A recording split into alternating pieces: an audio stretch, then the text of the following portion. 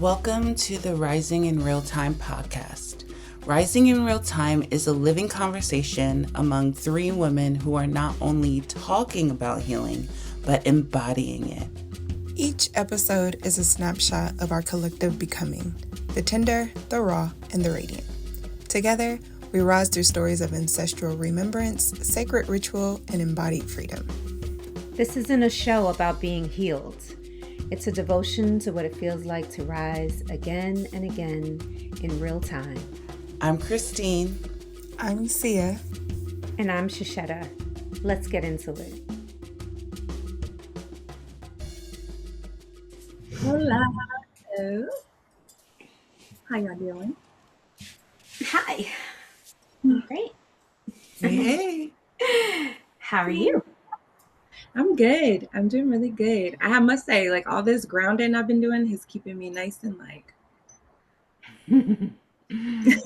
That's awesome. There's a lot going on in my city right now, but I'm cool. I'm managing, so feeling all right.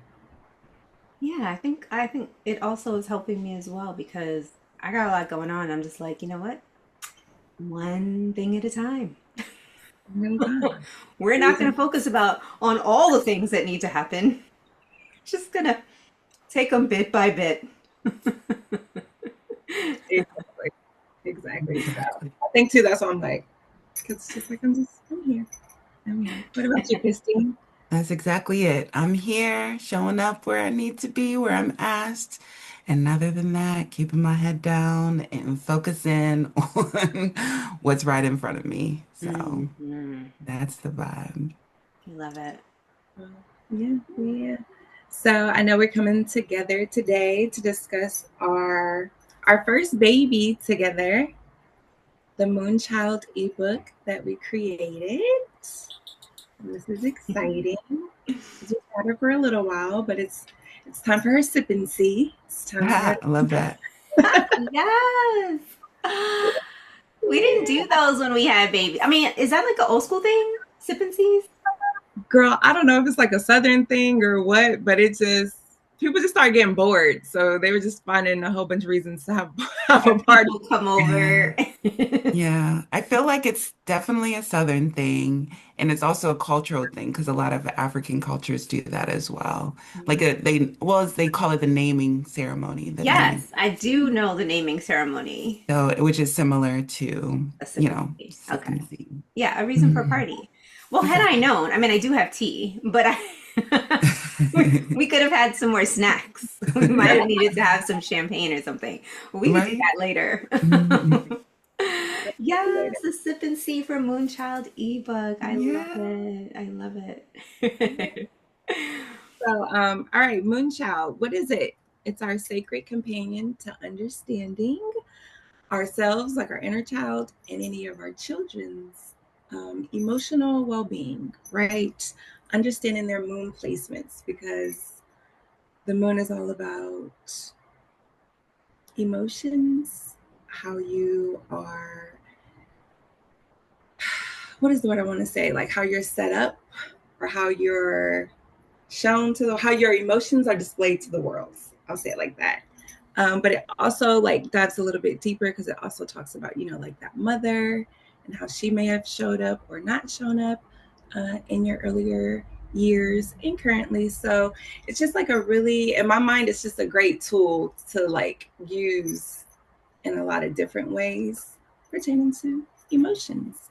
I'll pass it over though to our core astrologers, because y'all know me. I just wanted to, I mean, you did great. I just wanted to add on that, since being on the farm with the Hungry Medium and, AKA the Chironista, and diving deeper into the moon and the moon's energy, not only does it represent how your mother could have or might have shown up in your life, but it also represents how you wanted her to show up in your life. And so that little nuance of perspective shift really did a lot for me when I started looking at my moon sign.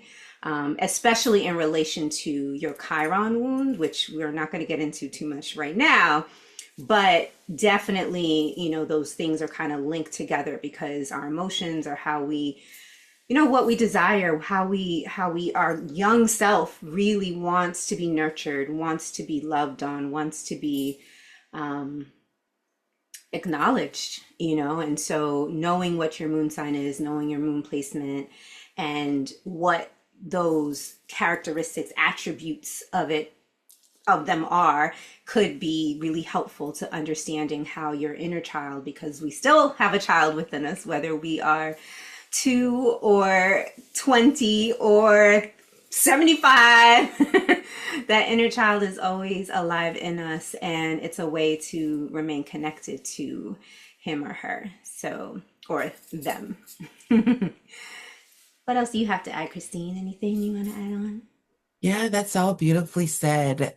Just thinking about the moon, a couple of things that come up for me when we look at our natal chart is, and just in the moon in general, if you think about the moon, it's illuminating what's in the dark. And so the moon kind of illuminates those, even if you think of the moon card in the tarot, it illuminates the things that are the emotional waters that are lying beneath the surface. And so I feel like this moon child guide brings light to some of those emotional currents that are lying beneath the surface with, like you said, Shishada, our inner child. Like you said, Sia, how we needed nurturing from our mothers and that, or how we want to be nurtured now. And so it's definitely that link of, you know, subconsciously how to tap in and how to navigate those emotional weathers and illuminating that part. Another thing that I think of when I think of the moon in our natal placement is I think of, especially when it relates to children, like that 0 to 7 years, they call the moon years in astrology. And when you're 0 to 7, what are you doing? You're relying on your mothers and your mother's emotional weather and currents, and that kind of navigates your day. And so, that's always one thing I think about. Definitely when you think of the child, that 0 to 7 age, it's like, what was going on there? What did I need from my mother? What did I didn't get from my mother?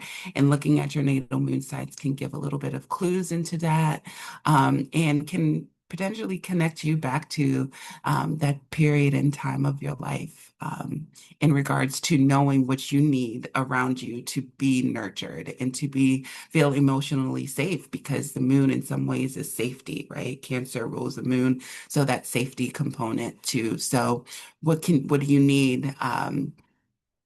What emotionally, and what do you need from the emotions of others to keep you safe, so that you can express and illuminate in the way of the sun to rise into what you're rising to be with your rising sign. So that moon is kind of like that foundational piece, that upbringing foundational piece.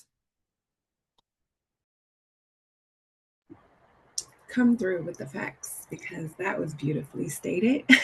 Beautifully stated. And I love how you brought out like the 0 to 7 years, because I mean, if you're into this right now, you're way past 7. However, like she should have said, like our inner child piece, right? So we can always take a tool like this to go back and say, okay, well, maybe we didn't get this nurturing, or maybe like everybody was just kind of unaware of what this energy really was and unclear. Well, now you have something that helps like kind of direct the path back to those years and be able to kind of like dive a little deeper and get the nutrients and get the pieces that you may have been missing. So I love that. I love that a lot. Thank you. Yeah, because most of us are on a reparenting journey. And some of us are parents to children we birthed, or maybe not, or it's even the ideas. But regardless, as parents, we're parents to ourselves now, because sometimes we may not even have our mom around, or maybe we may not have a great relationship with our mother. Who knows? Complicated situations can always be a reality. So being able to reparent ourselves, like Christine was saying, like getting to the subconscious and understanding what really nurtures us is so important. Because thinking about Cancer and the moon being at home, that is her home in Cancer.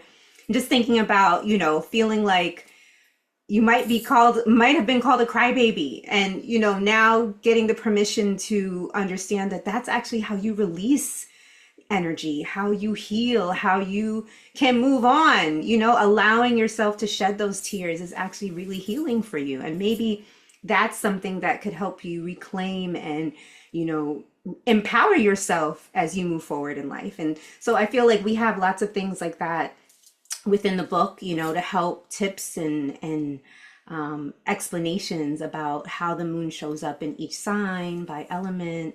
And all of these things are all meant to help you to better understand yourself, even better understand your parent, because we do talk about the profile of a mother and the profile of the father. And, of course, if you have children, to help you understand the children that you're raising as well.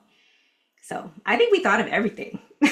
Except for we didn't, one thing we didn't have was, and we can talk about, this is like Moon Child Part 2, is phases of the moon. We didn't go into phases and like what your natal phase was, but that's for advanced. We'll get there. Yeah, that's I was like, oh, now that's real deep in those waters. But definitely great for part 2, because when you get here, it's like add more. And then I wanted to like touch on your piece about helping to parent our children. So just like Ia Kat, the Chironista, the Hungry Medium, has always said to us in our group, we don't need to give our children what it was that we lacked, our children, what we lacked, right? And a lot of times as parents, we move from a space of like, oh, well, I didn't have this, so my children will have this. And it's like, well, being able to just identify their moon sign, not dictating their futures or like making a path for them. We're not looking at it like that, but just knowing like, okay, this is their emotional makeup. So yeah, they will need to cry it out for some time, and I might not get down with the watery crying, but just having the note, just having that note, it makes it more like, relax, allow your child to express themselves in the way that they need to move their energy. So I really, really appreciated that piece, Mama 4. I really appreciated looking at the Moon Child ebook through that lens, because when you're dealing with all these little people, it's nice to say, okay, well, this one needs attention, this one needs solitude, this one needs yada, yada, yada. I think it's also really important to mention that I don't think it's one of those books that you read cover to cover. I mean, you might want to, but I feel like it's such a valuable resource to have, because whether it's your child or someone you work with, you might be like, what's your moon sign? So that, when you see, because we can't, let's be real, right? There are times when we can't help but let that little self show up. We might be in a mood. We might be annoyed. We might need a snack, like whatever. But if you know what someone's moon sign is, it can actually help you understand how to have more compassion for them. You might be like, oh, I'm meeting with so-and-so today. Let me have my snacks out. She's a Taurus moon. She's gonna appreciate having something yummy to snack on while we chat, or a Libra. They're like, oh, in an office space, you can't necessarily burn incense, but, having the ambiance, smelling good might really appeal to a Libra moon, So these are things that I feel like will be really helpful for anybody. You can always go to it and be like, because that's how I felt like I was using it. Not only like you see with my 4 boys and being like, oh, wait, I have this moon, and checking and reading for them. But then if I was talking to somebody else, I was like, wait a minute, what's their moon sign? I would go read and see. And you know what? Half the time I'd be like, that's it. There it is. That's the thing that I'm like, okay, all right. And like I said, that compassion, that grace for people and what they're going through in the moment when it shows up. I mean, I feel like we know this anyway when you're around people for any length of time, but when that empowered tool it's perfect. It's great to be able to help you to foster relationships. Ooh, Yeah, that part, foster relationships. Sorry, go ahead, Christine. That's it. yeah, that's what I was going to say, foster relationship, that awareness piece, right? Like if, that in understanding, that intimacy, you need to really understand somebody. Like I see you, you see me, we understand each other. Then from there, you can build a relationship that's based in reciprocity, based in understanding, based in awareness. And from there, so many things can bloom where you can honor each other's emotional waters and flow into the journey that you need together rather than fighting the different currents, or putting each other's flames down. You flow and you put more fuel on the flame.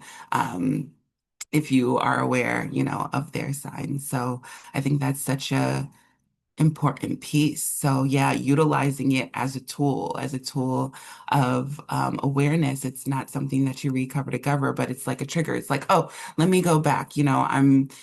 I was feeling this type of way from something somebody shared with me. Where could, let me look through the moon guide and see if that resonates with something. Okay, this clicks, this correlates, and now I have better understanding and I can approach the relationship a little bit differently. So it is a great tool and it's a great guide. And not only for people and understanding, but all of these that what we put into the moon guide relate to so many things. So whether that be the moon of your business, whether that be the transiting moon, you can look into this guide to get bits and pieces of how can you nurture yourself during this particular time. We're coming up on a Scorpio new moon, so it could be a great time to tap into the guidebook and see what tools are popping up, versus for the father and for the mother, for the masculine, for the feminine.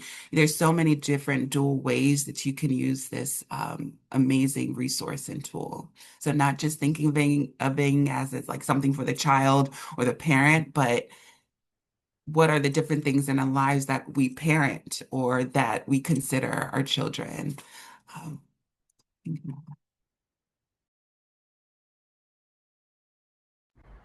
Yes, just so many ways to just look at life and apply the book. And I love how you said it's not just for children. It says Moon Child, but it goes so much deeper than that.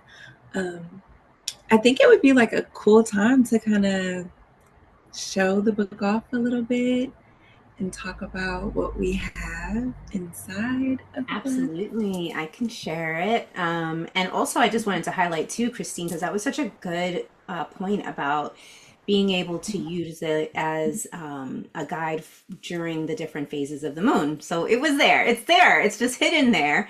But we also have rituals in this book so that you can utilize during these different phases of the moon, So that I think is super cool. Just gonna make it bigger. There we go.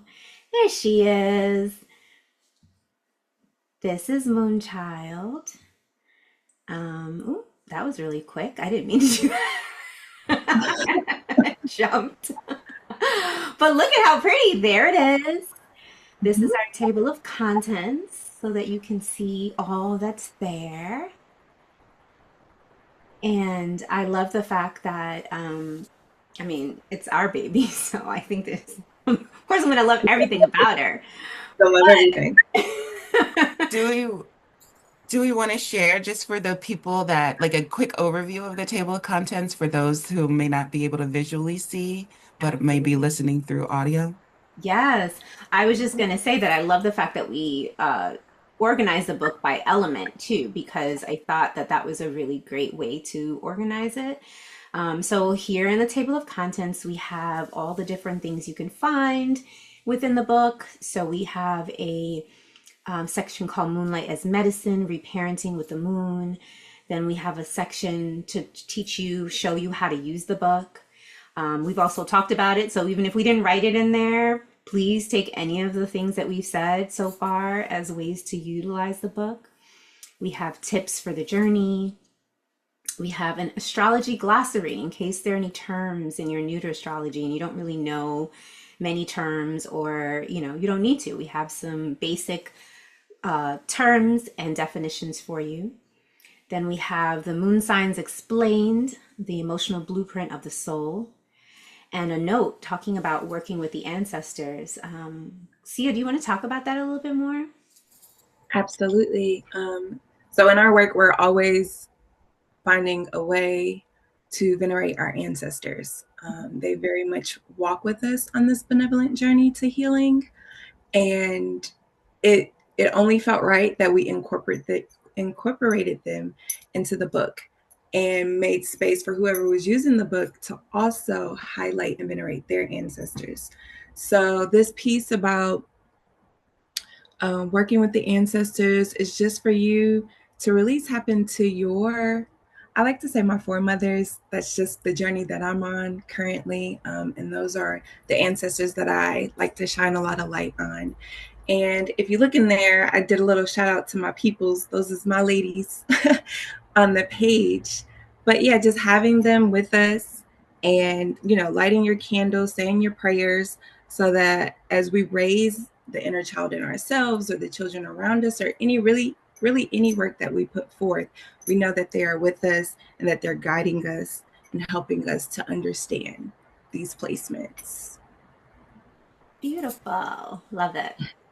I love that. I mean, I feel like it made the book complete, just making sure that we gave honor to the matriarchs in our families.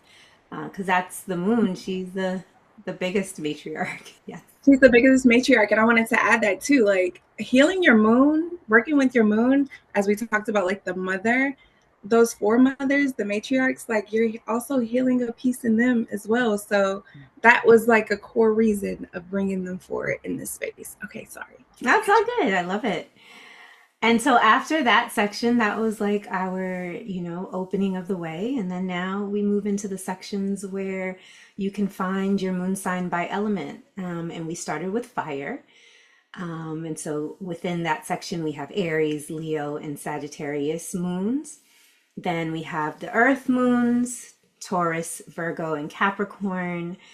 Then air sign moons, Gemini, Libra, and Aquarius.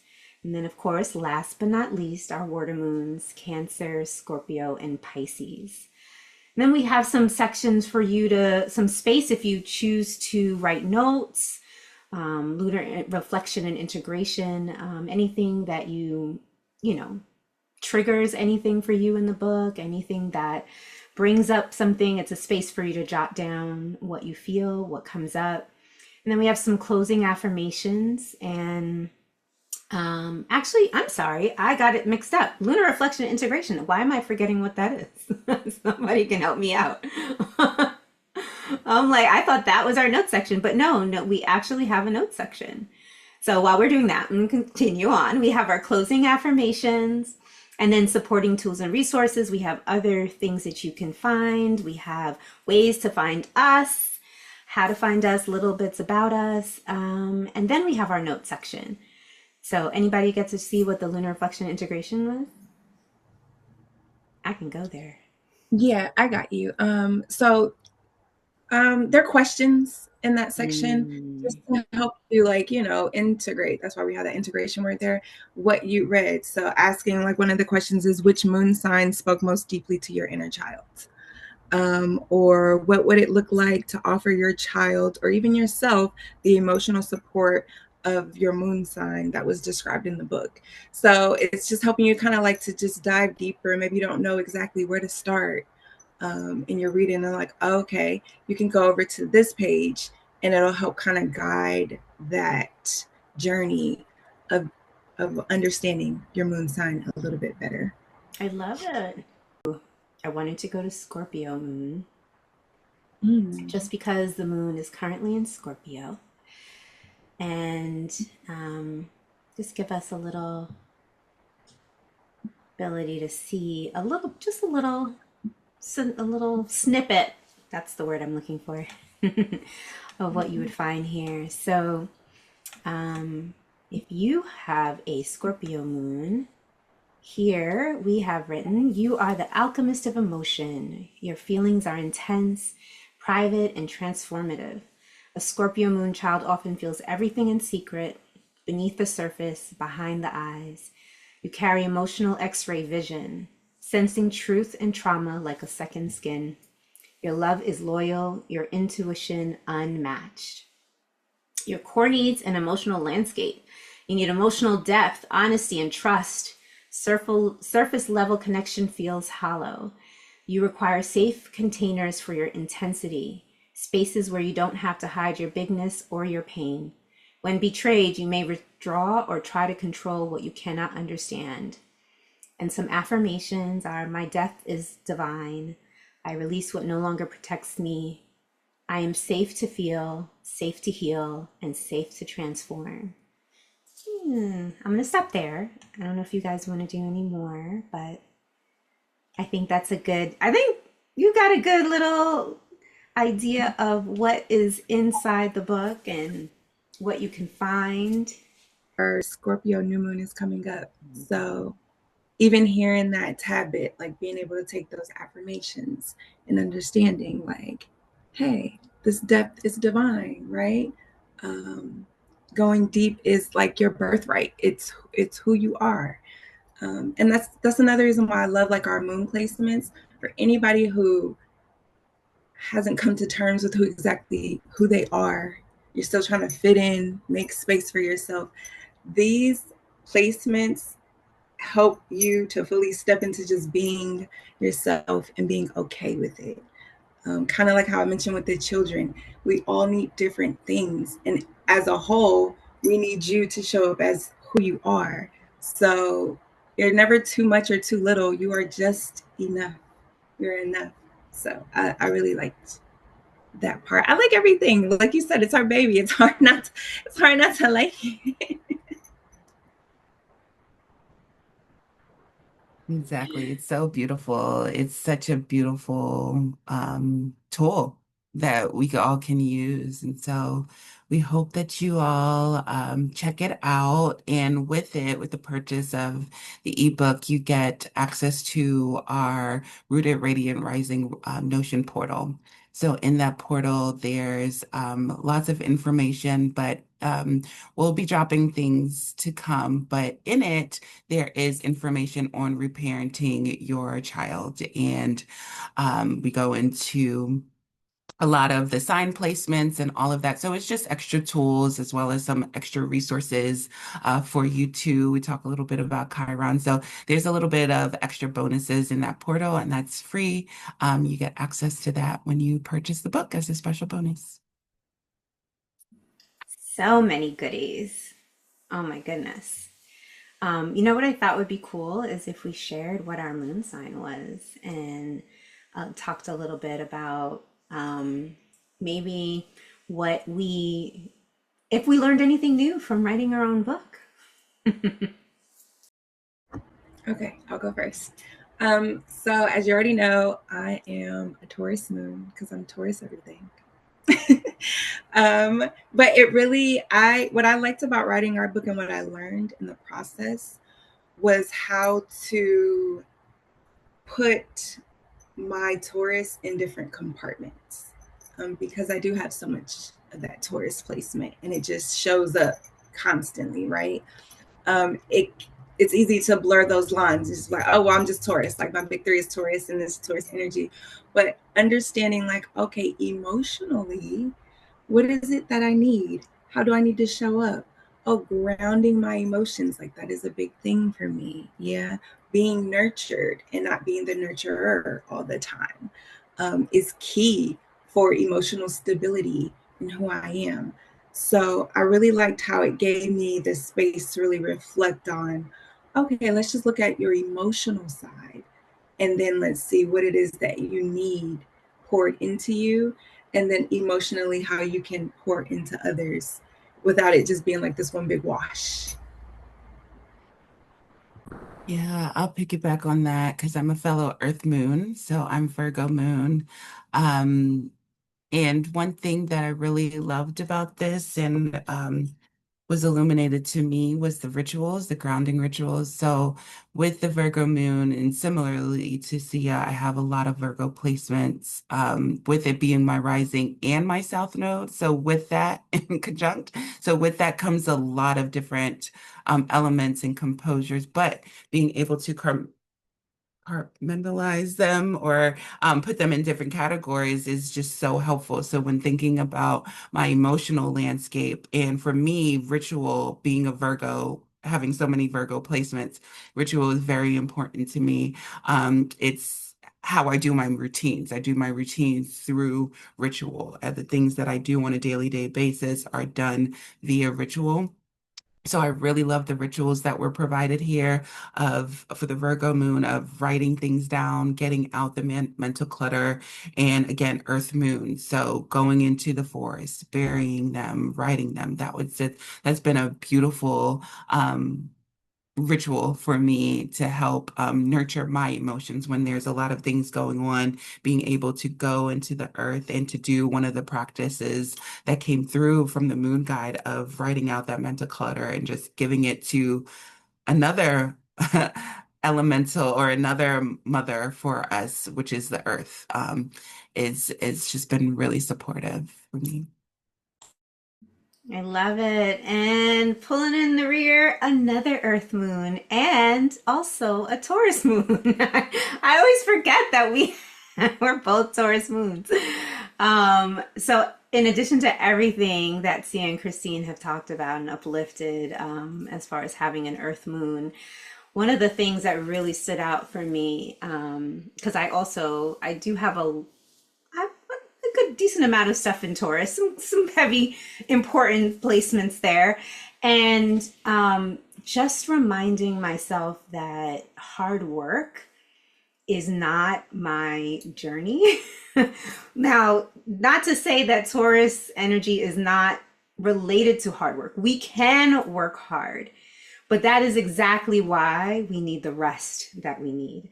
And also the fact that labor isn't always seen labor, because that earth energy is also about like emotional intelligence. So it's like emotional labor as well. And so again, another really big reason why taking time to reset and to ground and to get out in Mother Nature's playground to be able to allow that to reset us is so important, because we don't do well when we're not fed, when we're not rested.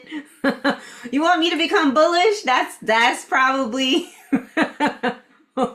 what you're gonna get if I don't take care of myself. And I am reparenting myself. Now that I have these tools, these are the things that I know that when I see the signs that I know exactly what I need to do. It's like, all right, girl, go take a nap. Go eat something. But heavy on go take a nap, right? Heavy on the rest. Yeah, I love that. I love that we have a place to where it's like, hey, okay, now I know what it is that I need to do. Like they're blueprints. And that's why we love astrology. That's why we love human design. Because they give us these blueprints in a world where you really can feel just so lost and like not understand so much about yourself, and you feel like you're just on this journey to like figuring it all out, which yeah, we are, but there are key tools to help us get to where we need to go. I won't call it like a cheat code, but we can get there a little bit faster, right? Instead of taking the hard, long routes. So yes, Moon Child Ebook, our baby, you can order now. Yes. Yeah, we will have everything in the show notes. You'll be able to find the link to be able to purchase, and finding more out about us. If you don't know, now you know. We have birthed this Moon Child Ebook, and we're so excited to share it with y'all. Yes, super excited. Thanks, y'all. Enjoy it. Enjoy. Take a breath, beloved. You've just witnessed another layer of rising in real time. We pray this conversation met you right where you are and reminded you that healing is not a destination. It's a rhythm, a remembering, a return. If something here stirred your spirit, share this episode, leave a reflection, or tell a sister who's also on her way home to herself. We'll meet you again in the next episode. Until then, stay rooted and stay radiant.